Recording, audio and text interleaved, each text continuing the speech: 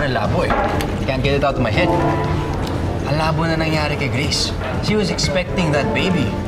And when you think about it, that would have been the sweetest reward for her pagkatapos ng lahat ng pinagdaanan niya. Labo, di ba? I mean, why do the worst things happen to the nicest people? Alam mo bro, you need to relax, okay? Masyado ka na nagpapa-apekto dyan. Eh kasi naman, unfair ngayon nangyari sa kanya eh.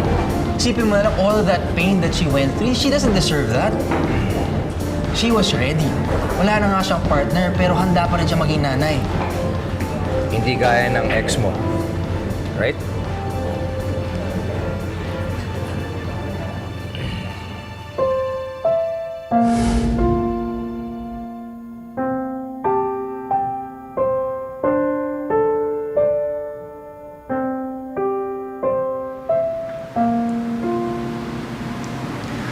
Liz, all I want is to marry you and to start a life with you. Edward? Edward, may job offer na ako sa Singapore. They want me to fly in next month. And I said yes. What? Liz, paano tayo? Eh, di ba we agreed? Mag-iipon tayo for 2 years and then magpapakasal na tayo, di ba? That's what we talked about, Liz. Bata pa tayo noon. Hindi pa tayo nakakalabas sa real world noon.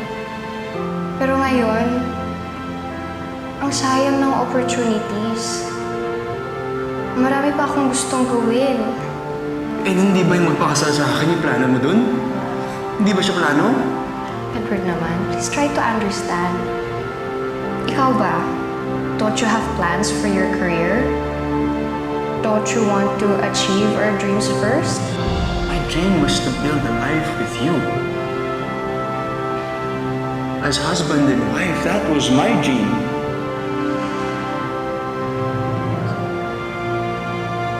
Edward, I'm sorry. I just don't see myself settling down yet.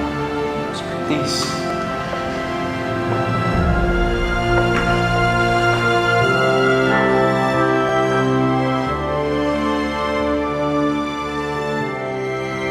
Para si Liz, she turned me down dahil iba yung priorities niya.